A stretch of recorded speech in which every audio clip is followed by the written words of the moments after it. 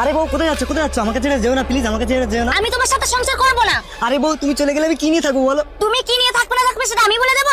তোমার মতো ভিখারির সাথে আমি সংসার করব না। দাঁড়াও, তোমাদের সংসারে এত অশান্তি কেন? বাবা আমি খুব গরিব, সারাদিন মাঠে চাষবাস করে যা ইনকাম করি তাতে আমার বউ খুশি নয়, আমার বউয়ের চাহিদা আমি মেটাতে পারি না।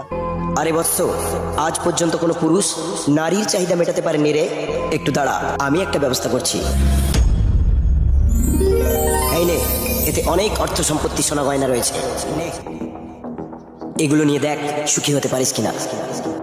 আরে আরে বউ যেও না, শোনো আমার কথা। কি শুনবো? হ্যাঁ, ঠিকঠাক করে একটা মেয়ের শারীরিক চাহিদা মেটাতে পারো না? আরে তুমি কি পুরুষ? মেয়েরা পুরুষের কাছে থাকে, কাপুরুষের কাছে না। আরে বউ এখন তো আমাদের টাকা পয়সার কোনো অভাব নেই, তুমি একটুকুনি অপেক্ষা করো, আমি একটা ভালো ডাক্তার দেখে আমি নিজেকে সুস্থ করে নেবো। এই শোনো, টাকা থাকলে না সব সমস্যার সমাধান হয় না, আর তোমার এই সমস্যা জীবনেও সমাধান হবে না।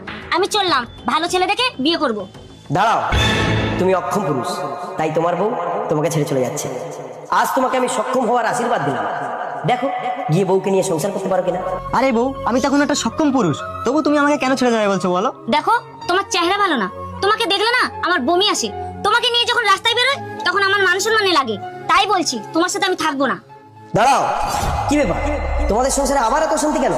বাবা আমি সুদর্শন পুরুষ না বলে আমার বউ আমাকে ছেড়ে চলে যেতে চায়। ও এই ব্যাপার। বোম শঙ্কর, নে আয়নায় এবার তোর মুখটা দেখ। বাবা আমি তো বুড়ো হয়ে গেছি।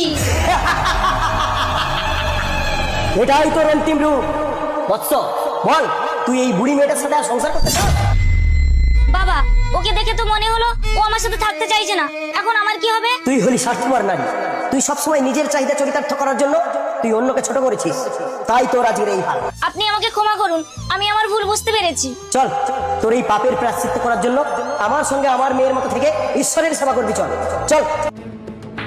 দাঁড়াও বাবা, আমার বউ বৃদ্ধ হোক তাও আমি ওর সাথে সংসার করব, ওকে নিয়ে যাও না প্লিজ, আমার কাছে ফিরিয়ে দাও। দেখলি, এই হলো প্রকৃত পুরুষ। যা ওর কাছে ফিরে যা। আমি সেই সমস্ত নারীদেরকে বলছি যারা পুরুষের কোনো কিছুতেই সন্তুষ্ট নয়, তাদের জন্য থাকলো এই ভবিষ্যৎবাণীটি। ধন্যবাদ।